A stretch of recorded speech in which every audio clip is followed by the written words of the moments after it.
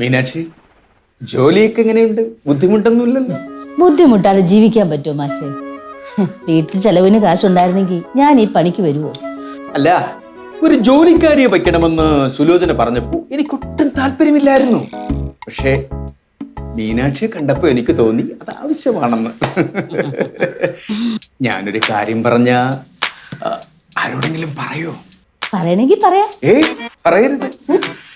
എന്റെ ഭാര്യ മരിച്ചിട്ട് 15 വർഷം കഴിഞ്ഞു. ഇത്രയും കാലത്തിനിടയ്ക്ക് ഞാൻ ഒരു പെണ്ണിന്റെ മുഖത്ത് പോലും നോക്കിയിട്ടില്ല. പക്ഷേ മീനാക്ഷിയെ കണ്ടപ്പോ മുതൽ എനിക്ക് ഇല്ല, മീനാക്ഷി എന്നും ഇനി ഇവിടെ ഉണ്ടാവുമല്ലോ. എന്ത് ആവശ്യമുണ്ടെങ്കിലും എന്നോട് ചോദിക്കാൻ പഠിക്കണ്ട. ഒന്നിനും ഒരു ബുദ്ധിമുട്ടും ഉണ്ടാവത്തില്ല. വിരസമായ ഈ ലോകത്ത് ഒരു ഭ്രാന്തനെ പോലെ അലയുകയായിരുന്നു ഞാൻ. പ്രതീക്ഷയുടെ മറുകര തേടിയുള്ള ഈ യാത്രയിൽ എന്റെ അടുക്കളയിലേക്ക് കയറി വന്നൊരു മരുപ്പച്ചയാണ് മീനാക്ഷി. എന്ന് വെച്ചാ അങ്ങനെ പ്രത്യേകിച്ച് അർത്ഥമൊന്നുമില്ല. എന്റെ ജീവിതത്തിൽ ഒരു പ്രതീക്ഷ ഉണ്ടായ എന്റെ സന്തോഷം കൊണ്ട് ഞാൻ പറഞ്ഞു പോയതാ. ഓഹോ, ആദ്യമൊക്കെ ഞാൻ കണ്ടില്ലെന്ന് അങ്ങ് നടിച്ചു. പിന്നെ ഉണ്ടല്ലോ പഞ്ചാരി അങ്ങ് കൂടി വന്നു. പിന്നെ ഞാൻ സുലോചനയോട് പറഞ്ഞാലോ എന്ന് ആലോചിച്ചതാ. പിന്നെ ഞാൻ പോട്ടെന്ന് വിചാരിച്ച്.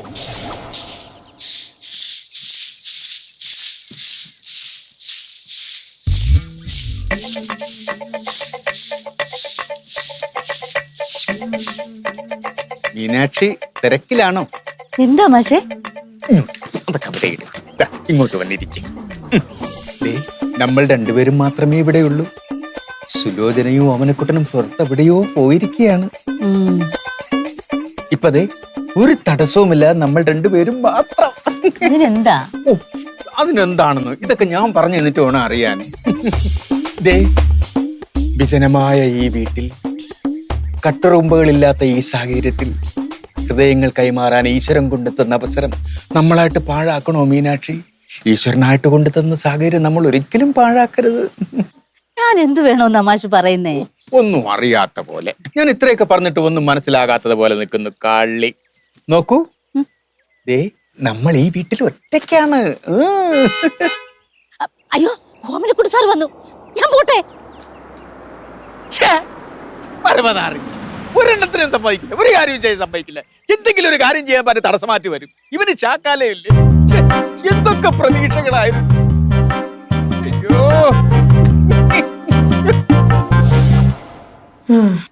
ഇങ്ങനെ ഒരു മനുഷ്യൻ നാണോ മാനോ ഇല്ലാതെ വന്നാ എന്ത് ചെയ്യാനാ? എങ്ങനെയാണോ ഞാൻ ഒരു വർഷം അവിടെ പിടിച്ചു നിന്നത്. എന്റെ ഭഗവാനേ.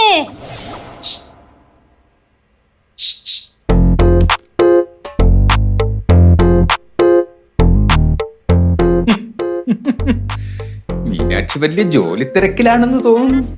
മാഷിന് ചായ വേണമായിരിക്കും അല്ലേ? ഒരു ചായ കിട്ടിയാ കൊള്ളാമായിരുന്നു. നിന്റെ കൈ കൊണ്ടുണ്ടാക്കിയ ചായ കുടിക്കുമ്പോ എനിക്കത് അമൃത പോലെയാ.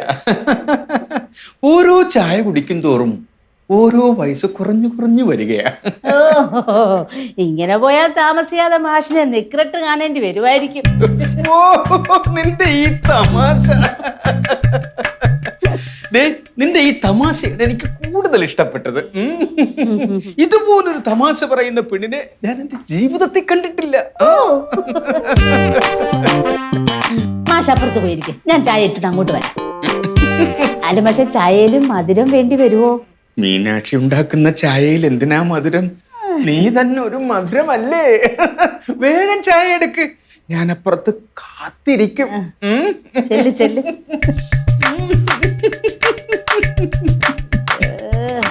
ആണോ? ഓ, എന്റെ ആലീസേ, അവസാനം ഞാൻ അവിടുന്ന് നാണം കെട്ടിറങ്ങി. ഇല്ലെങ്കിൽ എന്റെ മാനം പോയേന്. അത്രയ്ക്ക് വൃത്തിയിട്ടൊരു മനുഷ്യനാ.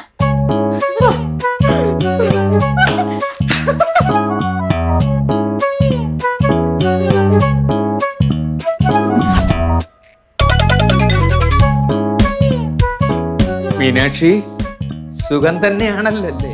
കുഴപ്പമില്ല മാഷേ. ഇവിടെ പിന്നെ ജോലികളൊക്കെ കുറവാണല്ലോ. പോരാത്തതിന് സുലോചന സഹായിക്കുകയും ചെയ്യും. എന്റെ എന്തെങ്കിലും സഹായം വേണമെങ്കിൽ പറയണം. ഞാനിവിടെ വെറുതെ ഇരിക്കുകയാണല്ലോ. എനിക്കേ മാഷിന്റെ ഒരു സഹായം വേണമായിരുന്നു. എന്താ എന്താ മീനാക്ഷി പറഞ്ഞോളൂ, ഞാൻ സഹായിക്കാം. ഉറപ്പാണോ? ഞാൻ മീനാക്ഷിയെ സഹായിച്ചില്ലേ പിന്നെ ആരെ സഹായിക്കാനാണ്? അതെ, എനിക്ക് ചുമ്മാ എനിക്ക് കിളിയാവുന്നു. ഈ പ്രായത്തിലോ? ഓ, ഇക്കിളിക്ക് അങ്ങനെ പ്രത്യേകിച്ച് പ്രായമൊന്നുമില്ല. സുലോചന എങ്ങനെ കണ്ടോണ്ടെന്നാ തെറ്റിദ്ധരിക്കും. സുലോചന ഇപ്പൊ വരത്തില്ല, തലവേദനയായിട്ട് കിടന്ന് ഉറങ്ങുവാ. ഓ, അതെ, എനിക്ക് എനിക്കൊരു 1000 രൂപ വേണമായിരുന്നു. മീനാക്ഷിക്ക് ഇവിടുന്ന് ശമ്പളമൊക്കെ കിട്ടുന്നില്ലേ, പിന്നെന്തിനാണ് വേറൊരു 1000 രൂപ? അത് ഒരത്യാവശ്യം ഉള്ളത് കൊണ്ടാ. ഒരാവശ്യം ഉണ്ട് മാഷേ, ഇല്ലെന്ന് പറയല്ലേ. ഇല്ലെന്ന് പറയാനാണ് എന്റെ ബുദ്ധി പറയുന്നത്. പക്ഷെ മീനാക്ഷി ഇങ്ങനെ ചോദിക്കുമ്പോ എങ്ങനെയാ ഇല്ലെന്ന് പറയുന്നത്? ഞാൻ പൈസ തരാം, പക്ഷെ മേലിൽ ഇത് ആവർത്തിക്കരുത്. ഇല്ല, ഒറ്റ പ്രാവശ്യത്തേക്ക് മതി. ഒരു പ്രലോഭനത്തിലും വീഴാത്തവനാണ് ഞാൻ. എന്ത് ചെയ്യാം, മനസ്സിന്റെ ഓരോ ചാഞ്ചാട്ടങ്ങൾ. മീനാക്ഷി, സുലോചന, ഞാൻ പോട്ടെ, പൈസ വൈകുന്നേരം തരാം.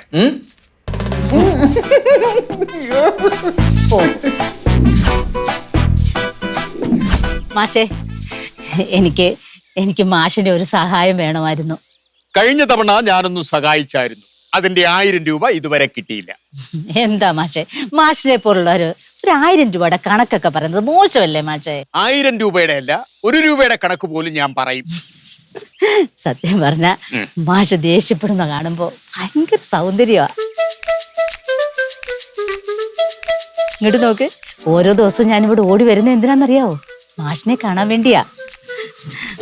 എനിക്ക് മാഷിനെ കാണുമ്പോ എന്തോ ഒരു ആശ്വാസം, മനസ്സിലൊരു സമാധാനം. ഒരു ദിവസം കണ്ടില്ലെങ്കിലേ ഭയങ്കര ശ്വാസം മുട്ടല. ശ്വാസം മുട്ടമല്ല, അമൃതാഞ്ജനോ ബിക്സോ എടുത്ത് മൂക്കി പെരട്ടിയാ മതി, ഇല്ലെങ്കിൽ ധന്വന്തിരി ഗുളി വാങ്ങിച്ച് കഴിച്ചാൽ മതി. ശ്വാസം മുട്ടൽ നല്ലതാ. മാഷിന്റെ ഒരു തമാശ. മാഷ് തമാശ പറയുമ്പോ ഭയങ്കര സുന്ദരനാ. നേരത്തെ പറഞ്ഞു ഞാൻ ദേഷ്യപ്പെടുമ്പോഴാണ് സുന്ദരനെന്ന്, ഇപ്പൊ പറയുന്നു തമാശ പറയുമ്പോഴാണെന്ന്. അത് വേറെ സൗന്ദര്യം. മാഷേ, എനിക്കൊരു 5000 രൂപ കടം തരുവോ? ഇല്ല, 10 പൈസ ഞാൻ തരത്തില്ല. അന്ന് 1000 രൂപ തന്നപ്പോഴേ ഞാൻ പറഞ്ഞിരുന്നതാണല്ലോ. മാഷ് അങ്ങനെ വാശി പിടിക്കല്ലേ മാഷേ. പിടിച്ചാൽ അല്ല, ഞാൻ അറിയാതെ സുലോചനോട് എന്തെങ്കിലും പറഞ്ഞു പോയാൽ. അല്ല, മാഷ് എന്നോട് ചെയ്തതൊന്നും ഞാൻ ഇതുവരെ പറഞ്ഞിട്ടില്ല. പറഞ്ഞാൽ ചിലപ്പോൾ സുലോചന എനിക്ക് കാശ് തരുമായിരിക്കും.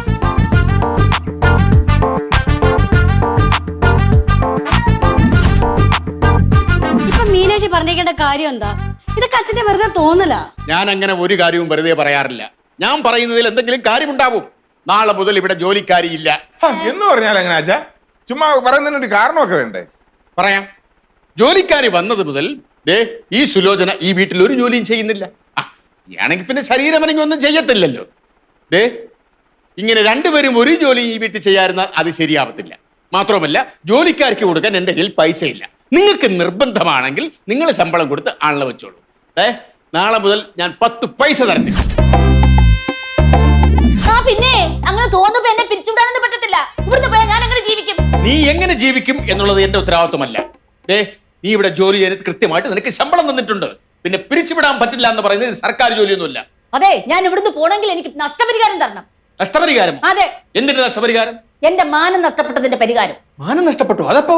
ഞാൻ ഇവിടെ വന്ന് കയറിയില്ലേ, അന്ന് തന്നെ എന്റെ മാനം നഷ്ടപ്പെട്ടു. സോമിനെക്കുട്ടി സാറിന് സുലോചനയും കാണാതെ മാഷ് ഈ അടുക്കളക്കകത്ത് ചുറ്റിക്കറങ്ങി നടന്നില്ലേ? മാന്യമായിട്ട് ജീവിച്ചോണ്ടിരുന്ന എന്നെ പ്രലോഭിപ്പിച്ച് എന്തൊക്കെയാ എന്നെ ചെയ്തത്?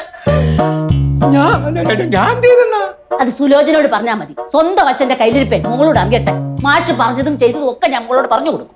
ഭീഷണിയാണോ? അതെ, സുലോചനയോട് മാത്രമല്ല, പോലീസുകാരോടും നാട്ടുകാരോടും എല്ലാം ഞാൻ പറഞ്ഞു കൊടുക്കും. തൊഴിൽ സ്ഥലത്തെ പീഡനത്തിലുള്ള ശിക്ഷ എന്താണെന്ന് മാഷിന് അറിയാമോ? ഞാൻ പറയുന്നത് എല്ലാരും വിശ്വസിക്കും. നിനക്കിപ്പോ എന്താ വേണ്ടത്? ഒരു 5000 രൂപ ചോദിച്ചതല്ലേ മാഷിനെ ഇവിടുന്ന് പിരിച്ചുവിടുന്നത്? എനിക്കൊരു 10000 രൂപ വേണം. 10000 രൂപയോ? ഈ 10000 രൂപ മാഷിന് വലിയ കാര്യമെന്ന് എനിക്കറിയാം. എനിക്ക് 10000 രൂപ കിട്ടാതെ ഞാൻ ഇവിടുന്ന് പോകത്തില്ല. ഇല്ലെങ്കിൽ ഞാൻ സുലോചനയോട് എല്ലാ കാര്യം തുറന്നു പറയും. ഇത് ചതിയാണ്. ഇങ്ങനെ ചെറിയ ചതികളൊക്കെ ഉണ്ടെങ്കിലേ ജീവിക്കാൻ പറ്റും മാഷ്.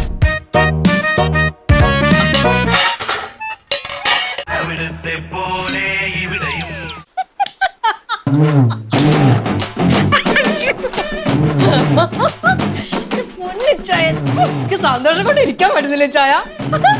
നിന്നോ നിക്കല്ലേ? ഒന്നുമില്ല, ഒരു കാര്യം ഇങ്ങനെ കേട്ടപ്പോഴേ ആ സന്തോഷം എനിക്ക് പിടിച്ചു നിൽക്കാൻ പറ്റുന്നില്ല. എന്നാ കാര്യം? അതൊക്കെ ഉണ്ട്. അത് തൽക്കാലം ഇച്ചാൻ അറിയണ്ട. എന്നാന്ന് വെച്ചാ നീ പറ. ഈ ലംബോദരൻ മാഷിന് എന്താന്നാ ഇച്ചാൻ പറഞ്ഞത്? വരാത്തതോ? ആ അസുഖം വല്ലതായിരിക്കും. അസുഖം തന്നെ. പക്ഷെ ഈ അസുഖം എന്താണെന്ന് അറിഞ്ഞാ ഇച്ചായ ഞെട്ടും. എന്താ സുഖടി? അസുഖം വരുമ്പോ സന്തോഷിക്കരുത് കേട്ടോ ഇങ്ങനെ. അത് ഞാൻ പിന്നെ പറയാം. ഈ ഒരു കാര്യം അറിയാവോ? എന്താ? അപ്പച്ചനും അമ്മച്ചിയും എപ്പോഴും പറയാറില്ലേ, ആലീസ് ഭയങ്കര ഭാഗ്യവതിയാ, അവള് ജനിച്ചത് നല്ല സമയത്താണ്, ഭയങ്കര ദൈവവിളിയുള്ള കൊച്ചാണെന്ന്. അതെനിക്ക് പലപ്പോഴും തോന്നിയിട്ടുണ്ട് ഇച്ചായ. ഈ ആലീസേ ഈ വീട്ടിലിരുന്നാ മതി, കാര്യങ്ങളൊക്കെ ആലീസിന്റെ ചെവിയിലോട്ട് ഇങ്ങോട്ട് എത്തും. എനിക്ക് തന്നെ തോന്നിയിട്ടുണ്ട് ഞാൻ ഭയങ്കര ദൈവവിളിയുള്ള കൊച്ചാന്ന്. എനക്ക് വട്ടാണോടി? ഇത് എനിക്ക് വട്ട് തന്നെയാ. പക്ഷെ ഈ വട്ടേ വേറൊരു തരം വട്ട. ഈ വട്ട് ഞാൻ ഇച്ചാനുമായിട്ട് ഷെയർ ചെയ്യാൻ അത്ര താല്പര്യപ്പെടുന്നില്ല. അയ്യോ കണ്ടുവച്ചായോ, എനിക്ക് രോമാഞ്ചം വരുന്നിച്ചായ. ദൈവവിളിയാ ദൈവവിളി. ദൈവവിളി ദൈവവിളി. ഞാനിപ്പോ പോയി നോക്കിട്ടെ. ആ ദൈവവിളിയല്ല, പവിത്രനാ. വാടക വാങ്ങിക്കാൻ വന്നതാ. വാടക ഞാൻ എന്റെ മേശപ്പുറത്ത് കവറിലിട്ട് വെച്ചിട്ടുണ്ട്. നീ അത് പോയി ഒന്ന് എടുത്തോണ്ട് വാ. എടുത്തോണ്ട് വരാം. ദൈവവിളിക്കാരി പോ. ഇപ്പൊ എടുത്തോണ്ട് വരാം. എവളുടെ വീട്ടിൽ അറിയിക്കേണ്ടി വരുമോ? മൂത്തെന്നാ തോന്നുന്നു. ആഹാ പവിത്ര. നമസ്കാരം ഡോക്ടറെ. ഞാൻ മാഷിനെ വിളിച്ചു പറഞ്ഞിട്ട് 10 മിനിറ്റേ ആയുള്ളൂ. അതിന് മുന്നേ പവിത്ര എങ്ങനെ വന്നേ? അല്ല, ഞാനിവിടെ കവലയിലുണ്ടായിരുന്നു. ഓ, അന്നേരം എന്നെ വിളിച്ചു പറഞ്ഞ, പിന്നെ എന്നാ വേറെ പണിയൊന്നും പോകുന്നില്ല, നേരെ ഇങ്ങോട്ടേക്ക് പോകുന്നു. അല്ല, ഞാനൊരു കാര്യം ചോദിച്ചോട്ടെ, ഈ മാഷിന് എന്തെങ്കിലും അസുഖം വല്ലതും ഉണ്ടോ? അറിയില്ല. അല്ല, അല്ലാതെ ഈ കാശിന്റെ കാര്യം കേൾക്കാൻ നേരത്ത് കയറും പൊട്ടിച്ച് പോരുന്നാ. ഞാൻ ഇത് ആലീസിനോടും പറഞ്ഞായിരുന്നു. ശരിക്കും വാടക കൊടുക്കേണ്ട ഇന്നലെയായിരുന്നു. ഇന്നലെ കണ്ടില്ല. ഇന്ന് രാവിലെ നോക്കി, ഇന്ന് രാവിലെ വരാത്തോണ്ട് ഞാൻ മാഷിനെ അങ്ങോട്ട് വിളിച്ചു. അപ്പോഴാ മാഷ് പറഞ്ഞ പവിത്രൻ്റെ കൊടുത്താൽ മതി എന്ന്. എന്നാണേലും എന്നോട് കാശ് മേടിച്ചോണ്ട് എല്ലാം വേണ്ടി അങ്ങോട്ട് പറഞ്ഞിട്ടുണ്ട്. ഈ ഓമനക്കൊണ്ട് സാറ് പൈസ അടിച്ചു മാറ്റുന്ന പരിപാടിയുണ്ട്. അതുകൊണ്ടായിരിക്കും എന്നെ ഇങ്ങോട്ട് പറഞ്ഞു വിട്ടത്. Thank you. പിന്നെ ഇതുമായിട്ട് നേരെ ലംബോദരൻ മാഷിന്റെ വീട്ടിലോട്ടാണോ പോണത്? അയ്യോ എന്റെ പൊന്നെ, ഇതവിടെ കൊണ്ടുവച്ച് കൊടുക്കുന്നോടം വരെ പുള്ളി എനിക്ക് സമാധാനം തരുന്നില്ല. അറിയാലോ, സ്വഭാവം അറിയാലോ പുള്ളിയുടെ. ഞാൻ ഒരു കാര്യം ചെയ്യാം, മാഷിനെ ഞാൻ വിളിച്ച് പറയാം പവിത്രൻ്റെ കാശ് കൊടുത്തു വിട്ടിട്ടുണ്ടേ. ശരി എന്നാ. ശരി അലിസേ, പിന്നെ എന്നാണ്ട് അങ്ങനെയുണ്ട്? കഥകളും കാര്യങ്ങളും ഒക്കെ അടിപൊളിയായിട്ട് പോകുന്നുണ്ടല്ലോ അല്ലേ? മുറയ്ക്ക് പറഞ്ഞു തരുന്നുണ്ടല്ലോ. ഇപ്പൊ ഏകദേശം നമ്മുടെ നാട്ടുകാരുടെ പകുതിയോളം കഥകൾ കേട്ട് അറിഞ്ഞു കാണുമായിരിക്കുമല്ലോ. പുതിയൊരു കഥയുണ്ട്. ആ കഥയിലുള്ള ആൾ ആരാണെന്ന് അറിഞ്ഞാൽ പവിത്രം ഞെട്ടും. അനങ്ങാനും ആണോ? ആ കഥ എന്നിലോട്ട് ഇതുവരെ എത്തിയിട്ടില്ല. ഇത് വേറെ ആണല്ലേ? ആരായിരുന്നു? കക്ഷി ആരായിരുന്നു? അത് പോട്ടെ, അത് പിന്നെ പറയാം. പവിത്രൻ ഈ കാശുമായിട്ട് നേരെ അങ്ങോട്ടല്ലേ, ലംബോദരൻ മാഷിന്റെ വീട്ടിലോട്ടല്ലേ പോകുന്നത്? അവിടെ ചെല്ലുമ്പോ ആ ഓമനക്കുട്ടൻ അവിടെ ഉണ്ടാവുമോ? പിന്നെ പുള്ളിക്ക് പണിയൊന്നുമില്ലല്ലോ, പുള്ളി വീട്ടിൽ കാണും. എന്താ? അങ്ങനെയാണെങ്കിലേ ആ ഓമനക്കുട്ടനോട് ഞാൻ പറയുന്ന ചില കാര്യങ്ങൾ പറയാവോ? നിങ്ങൾ ഈ വളച്ചു കേട്ടാതെ കാര്യം എന്നാന്ന് ആദ്യം എന്നോടൊന്ന് പറ. സംഭവം എന്താന്ന് അറിഞ്ഞാ പവിത്രൻ ഇവിടെ തല കറങ്ങി വീഴും. എന്നാ കാര്യം എന്നാന്ന് വെച്ചാ പറ. എന്താന്നറിയോ?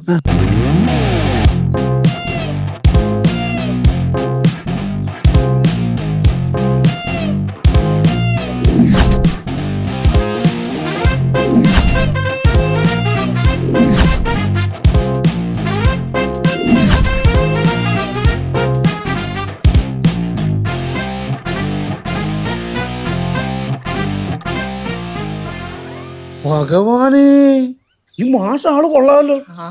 ചുമ്മാതല്ല വാടക മേടിക്കാൻ പുള്ളി വരാതെ എന്നെ ഇങ്ങോട്ട് പറഞ്ഞു വിട്ടത്. കൊറേ നാൾ ഇവിടെ കേറി ഇറങ്ങി എന്നെ കൊണ്ട് നക്ഷത്രകാലം എണ്ണിച്ചതല്ലേ. അങ്ങേർക്കിട്ട ഒരു പണി ഞാൻ വെച്ചിട്ടുണ്ട്. പവിത്രം പൈസ കൊടുക്കാൻ പോകുമ്പം ആ ഓമനക്കുട്ടനെ ഒന്ന് കാണണം. എന്തിന്? ഞാൻ പറഞ്ഞു തരാം.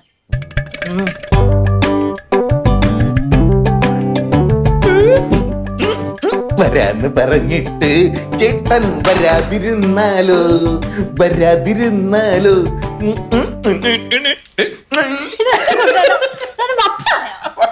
ചില കാര്യങ്ങൾ പറയുമ്പോ വട്ടാവൂടി വട്ടാവൂ. എന്ത് കാര്യം? എടേ, ഞാനൊരു സിനിമയ്ക്ക് കഥ എഴുതാൻ പോവാണ് കേട്ടോ. ഏത് സിനിമയ്ക്ക്? അതൊക്കെ ഉണ്ട്, പക്ഷെ മലയാള സിനിമയിൽ ഇതേപോലൊരു കഥ ആരും പറഞ്ഞിട്ടുണ്ടാവില്ല. അങ്ങനത്തെ കഥ. വളച്ചൊടിക്കാതെ കാര്യം പറ. വളച്ചൊടിക്കാതെയാ? എന്നാ നീ കേട്ടോ, ഇതില് കുറച്ച് വളക്കിലൊക്കെ ഉണ്ട്. അതുകൊണ്ട് ഇതില് വളച്ച് കെട്ടിയൊക്കെ ഈ കഥ പറയാൻ പറ്റുള്ളൂ. എന്തായാലും കഥ കേട്ടില്ല, കഥയാ. ശരി, പറ കേക്കട്ടെ. അയ്യോ, അങ്ങനെ നിന്റെ അടുത്ത് മാത്രമായിട്ട് ഇത് പറയാൻ പറ്റത്തില്ല. കാരണം നിന്റെ അടുത്ത് മാത്രം പറഞ്ഞു കഴിഞ്ഞാൽ അമ്മാവ് എൻ്റെ അടുത്ത് ചോദിക്കും, എടാ ഇനിയും കൂടെ കഥ കേൾക്കണം. അന്നേരം ഞാൻ വീണ്ടും ചെന്നിരുന്ന അമ്മാവൻ്റെ അടുത്ത് ഈ കഥ മുഴുവൻ ഇരുന്ന് പറയേണ്ടി വരും. അങ്ങനെ എല്ലായിടത്തും പോയിരുന്ന കഥ പറയുമ്പോഴേക്കും എനിക്ക് ബോറടിക്കും. അതുകൊണ്ടൊരു കാര്യം ചെയ്യാം, നിങ്ങൾ രണ്ടുപേരെടുത്തായിട്ട് ഞാൻ കഥ പറയാം. ഇപ്പോഴോ? ഇപ്പോഴേ ഒരുപാട് താമസിച്ചു കഴിഞ്ഞാലേ ഈ കഥ എന്റെ നെഞ്ചത്തിരുന്നിട്ട് ഈ കഥ എന്നെ ശ്വാസം പിടിപ്പിച്ച് കൊന്നുകളയും. ഇപ്പൊ തന്നെ പറയണം. നീ വാ വാ വാ വാ. വാ നീ. ഇങ്ങോട്ട് വന്ന്.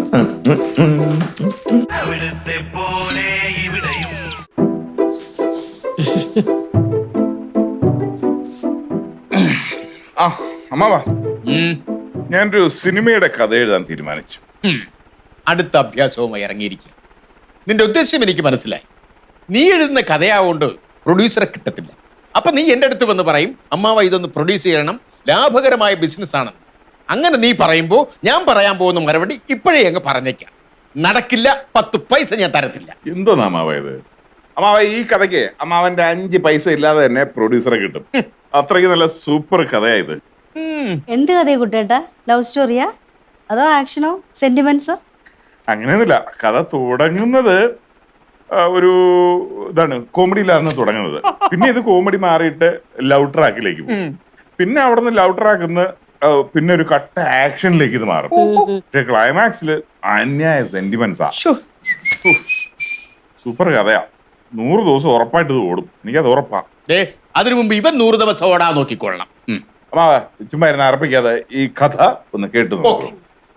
ഇതൊരു പാവപ്പെട്ട പെൺകുട്ടിയും ഒരു കോടീശ്വരനും തമ്മിലുള്ള പ്രണയ കഥയാണ്. ആഹാ, അത് കൊള്ളാം. എന്നിട്ട് അവര് കല്യാണം കഴിക്കോ? നീ എന്തോ നടി തുടക്കത്തിലേക്ക് കയറി ക്ലൈമാക്സ് ആണോ ചോദിക്കുന്നത്? ആ തുടക്കം തൊട്ട് കേള്, നല്ല അതിന്റെ ഒരു ടെമ്പോ നിനക്ക് കിട്ടത്തുള്ളൂ. മക്കളെ, അവൻ അറപ്പിക്കാതെ അവൻ പറയട്ടെ. അതാണ്. അപ്പോ ഇതിലെ നായകനായ കോടീശ്വരൻ ഒരു വിഭാര്യനാണ്. എന്ന് വെച്ചാൽ ഭാര്യ മരിച്ചുപോയ ആൾ. അയാളെ സഹായിക്കാനായി ഒരു പാവപ്പെട്ട കുടുംബത്തിൽ ജനിച്ച കഥാനായിക എത്തുകയാണ്. ആദ്യ മാത്രയിൽ തന്നെ അവളെ കണ്ടപ്പോൾ കോടീശ്വരൻ അവളോട് പ്രണയം തോന്നി. ഇവളെ എങ്ങനെയെങ്കിലും വളയ്ക്കണം, അതാണ് അയാളുടെ മനസ്സ്. വളയ്ക്കാണ്? അയ്യേ, എന്തടി വളയ്ക്കാന്ന് പറഞ്ഞു കഴിഞ്ഞാൽ ഇവളെ എങ്ങനെയെങ്കിലും അയാളുടെ പ്രേമം തുറന്നു പറയണം. നീ എന്തോന്നാ ഇത്? ഫ്ലോ കളയല്ലേ? എന്റെ ഇടയിൽ കയറി ചോദ്യം ചോദിച്ചില്ലേ? ഉണ്ടായിരുന്നു കേള്. പറ. അങ്ങനെ ഒരു ദിവസം ഈ കഥാനായിക അടുക്കളയിൽ നിൽക്കുമ്പോൾ കോടീശ്വരൻ അടുക്കളയിലേക്ക് കടന്നു ചെല്ലുകയാണ്. എന്നിട്ട് പറയുന്നൊരു ഡയലോഗാണ്, അത് കേട്ടോ. പ്രിയതമേ, വിരസമായ ഈ ലോകത്ത് ഒരു ഭ്രാന്തനെ പോലെ അലയുകയായിരുന്നു ഞാൻ ഇതുവരെ. പ്രതീക്ഷയുടെ മറുകര തേടിയുള്ള ആ യാത്രയിൽ ഈ അടുക്കളയിലേക്ക് കടന്നു വന്ന മരുപ്പച്ചയാണ്. വിരസമായ ഈ ലോകത്ത് ഒരു ഭ്രാന്തനെ പോലെ അലയുകയായിരുന്നു. പ്രതീക്ഷയുടെ മറുകര തേടിയുള്ള ഈ യാത്രയിൽ എന്റെ അടുക്കളയിലേക്ക് കയറി വന്നൊരു മരുപ്പച്ചയാണ് മീനാക്ഷി. എങ്ങനെയുണ്ട് എന്റെ ന്യൂജൻ ഡയലോഗുകൾ? ഇഷ്ടപ്പെട്ടാ? ഇതാണ് ന്യൂജൻ ഡയലോഗ്. ഇത് പഴയതോ നാടകം പോലെയുണ്ട്. നാടകം പോലെ തോന്നിയാ? എന്നാ ഞാൻ മനപ്പൂർവ്വം എഴുതി തന്നെ നാടകം പോലെ. കാരണം നമ്മുടെ ഈ കഥാനായകൻ എന്ന് പറഞ്ഞാൽ വലിയ വിവരമൊന്നും ഇല്ലാത്തൊരു കിഴങ്ങനാണ്.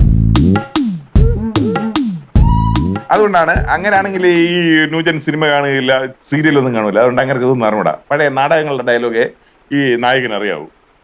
അപ്പോൾ അങ്ങനെ ഈ വീണ്ടും ഈ പുള്ളിക്കാരൻ അവളുടെ പുറകെ കൂടിയിരിക്കുകയാണ്. എന്നിട്ടുള്ളൊരു ഡയലോഗ് ഉണ്ട്, അതാണ് ഞാൻ ഇനി വായിക്കാൻ പോണത്. അമ്മാവാ സൂപ്പർ സാധനമാണേ. പോയി അവളുടെ ബാക്കിൽ ചെന്ന് നിന്നിട്ട് പറയാണേ. വിജനമായ ഈ വീട്ടിൽ, കട്ടുറുമ്പുകളില്ലാത്ത ഈ സായം സന്ധ്യയിൽ ഹൃദയം കൈമാറാനുള്ള അവസരം നമുക്ക് ഈശ്വരനൊരുക്കി തന്നിരിക്കുകയാണ്. വിജനമായ ഈ വീട്ടിൽ, കട്ടുറുമ്പുകളില്ലാത്ത ഈ സാഹചര്യത്തിൽ ഹൃദയങ്ങൾ കൈമാറാൻ ഈശ്വരൻ കൊണ്ടുതന്ന അവസരം നമ്മളായിട്ട് പാഴാക്കണോ മീനാക്ഷി? ഈശ്വരനായിട്ട് കൊണ്ടുതന്ന സാഹചര്യം നമ്മൾ ഒരിക്കലും പാഴാക്കരുത്. മരുപ്പച്ച, അത് സൂപ്പർ അല്ലേ? ആദ്യം പറഞ്ഞ കഥ കൊള്ളാം. ഇത് 6 ബോറാണേ, ആളുകൾ കൂവും. എന്തോ അടി ഒരു ബോറം. പിന്നെ ഇങ്ങനത്തെ ഡയലോഗ് അല്ലേ പറയുള്ളൂ. ഒന്നാമത് ഈ നായകൻ 10ാം ക്ലാസ് പാസ്സായിട്ടില്ല. 10ാം ക്ലാസ് പാസ്സാവാത്തവൻ പിന്നെ ക്ലാസ് സിനിമയിലെ ഡയലോഗ് ഇരുന്ന് പറയൂ. അപ്പൊ ഇതൊക്കെ ധാരാളം, ഇത് മതി അല്ലേ മാവാ? പറ. അങ്ങനെ ഒരു ദിവസം ഈ നായിക ഉണ്ടല്ലോ, ഇയാളടുത്ത് വന്ന് ചോദിക്കാണ്, ചായ എടുക്കട്ടെ എന്ന്. അപ്പൊ പുള്ളി പറയുന്ന ഡയലോഗാ, നിന്റെ കയ്യിൽ നിന്ന് വാങ്ങിക്കുടിക്കുന്ന ഓരോ ചായയും എനിക്ക് അമൃത് പോലെയാണ്. ഓരോ ചായ വാങ്ങി നിന്റെ കയ്യിൽ നിന്ന് കുടിക്കുമ്പോഴും എന്റെ ഓരോ വയസ്സ് കുറഞ്ഞു വരികയാണ്. നിന്റെ കൈകൊണ്ടുണ്ടാക്കിയ ചായ കുടിക്കുമ്പോ എനിക്കത് അമൃത് പോലെയാ. ഓരോ ചായ കുടിക്കും തോറും ഓരോ വയസ്സ് കുറഞ്ഞു കുറഞ്ഞു വരികയാണ്. സൂപ്പർ അല്ലേ ഇത്? അയ്യേ ഇത് എന്തൊരു വൃത്തിയായിട്ട ഡയലോഗുകളാ. മനുഷ്യന്മാർ ഇങ്ങനെയാണോ സംസാരിക്കുന്നത്? ആ, ഇങ്ങനെ സംസാരിക്കുന്ന മനുഷ്യന്മാരും ഉണ്ട് അല്ലേ അമ്മാവ? പക്ഷെ നിനക്കിത് വൃത്തികെട്ട് ഡയലോഗ് ആണെന്ന് തോന്നിയില്ലേ? പക്ഷെ ഇത് ആ പാവപ്പെട്ട പെൺകുട്ടിയോട് പോയി പറഞ്ഞ ആ കോടീശ്വരയായ മനുഷ്യന് അറിയില്ലായിരുന്നു ഈ പറയുന്ന മുഴുവൻ വൃത്തികേടാണെന്ന്. എന്നിട്ട് ഇനിയാണ് ട്വിസ്റ്റ്. ഇവിടെ വെച്ച് നായിക അവളുടെ ശരിയായ സ്വഭാവം പുറത്തെടുക്കുകയാണ്. അവൾ നായകനെ വിരട്ടുന്നു. പിന്നെ അങ്ങോട്ട് ആക്ഷനിലേക്ക് പോവുകയാണ്. ഇനിയുണ്ടല്ലോ, ഇനിയാണ് ക്ലൈമാക്സ്. ആ ക്ലൈമാക്സ് പറയുന്നതോടുകൂടി നീ ഞെട്ടും. മതി നിർത്ത്. ആ കഥ എങ്ങനെ ഒറ്റയടിക്ക് പറഞ്ഞു തീർക്കണ്ട, അത് ശരിയാവില്ല. പറയട്ടെ അച്ഛാ, നമ്മൾ ഇത്രയും കേട്ടേലേ, ബാക്കിയൂടെ കേക്കാം. നിനക്ക് അടുക്കളയിൽ വേറെ പണിയൊന്നുമില്ലേ? ചെല്ല് ചെല്ല്. അമ്മാവൻ പറഞ്ഞല്ലേ, നീ ചെല്ല്. ആ, ഈ കഥയുടെ ബാക്കിയുണ്ടല്ലോ ഞാൻ നിനക്ക് ഉറങ്ങാൻ കിടക്കുമ്പോ രാത്രി പറഞ്ഞുതരാം. ഉറങ്ങാൻ കിടക്കുമ്പോ കേൾക്കാൻ പറ്റിയ കഥയാ. നല്ല എരിവും പുളിയും ഒക്കെ ഉണ്ട്.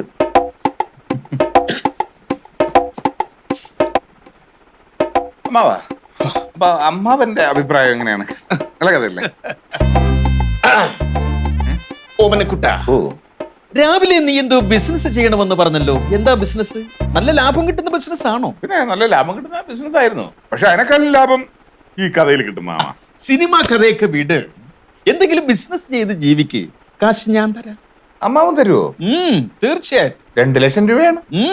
2 കഴിഞ്ഞിട്ട് 5 പൂജ്യം ഉണ്ട്. ആയിക്കോട്ടെ, തരുവോ? പക്ഷെ വേറൊരു കാര്യം, ഈ സിനിമാ കഥ എന്നല്ല മറ്റൊരു സിനിമാ കഥയും മേലിൽ ഈ വീട്ടിൽ പറയും. പറയില്ല മാമ, പറയില്ല. സത്യം ചെയ്. സത്യം. എന്നാലും അമ്മാവ ആള് കൊള്ളാലോ. കൊച്ചു കള്ളൻ.